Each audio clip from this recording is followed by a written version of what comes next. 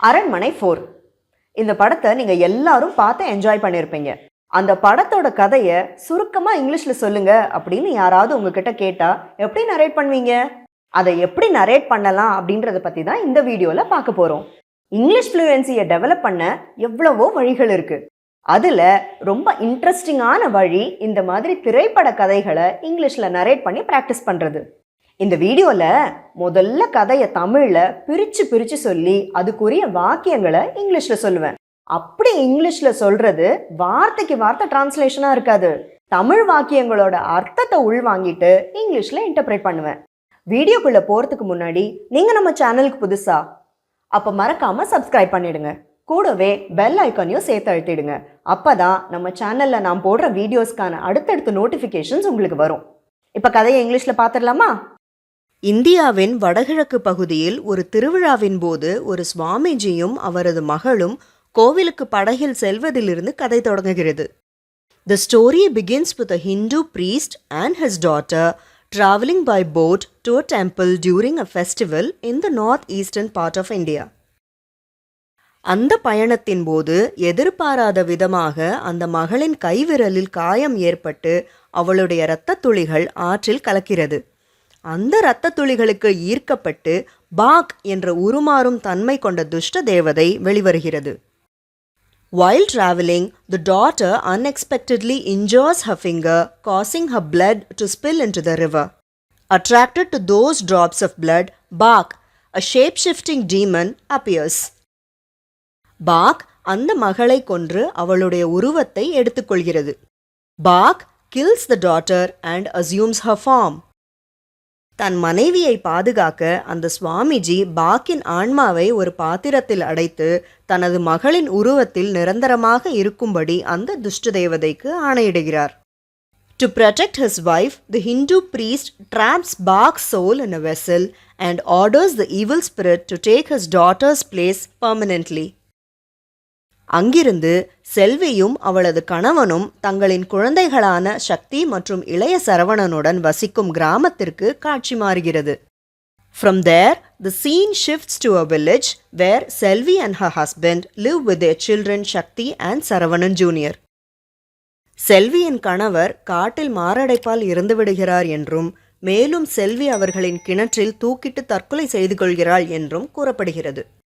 Selvi's husband allegedly dies of a heart attack in the forest and Selvi allegedly hangs herself in their well. இறந்து போன தன் தாயை பார்த்த சக்தி பெரும் அதிர்ச்சியில் தவறுதலாக கீழே விழுந்து தலையில் அடிபட்டு கோமா நிலைக்கு செல்கிறாள். Witnessing her deceased mother, Shakti, who is terribly shocked, falls down accidentally, suffers a head injury and goes into a coma. செல்வியின் அண்ணன் சரவணன் ஒரு வக்கீல். இப்படத்தின் கதாநாயகன். செல்வியின் மரணம் ஒரு கொலையாக இருக்குமோ என சந்தேகித்து அந்த கிராமத்திற்கு சென்று விசாரிக்க தொடங்குகிறார். Selvi's brother Saravanan, an advocate, the hero of the movie, suspects foul play, goes to the village and begins to investigate. செல்வியின் மரணத்தை மேலும் ஆழமாக ஆராயும்போது சரவணன் மர்மமான தொடர் மரணங்களையும் கிராமத்தை பாதிக்கும் அமானுஷ்ய செயல்களையும் தெரிந்து கொள்கிறார்.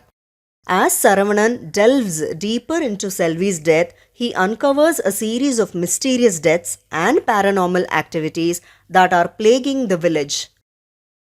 அவர் சக்தியை பராமரிக்க நியமிக்கப்பட்ட மருத்துவர் மாயாவுடன் இணைந்து சக்தி உட்பட பாதிக்கப்பட்டவர்களுக்கு இடையே உள்ள தொடர்பை கண்டறிகிறார்கள்.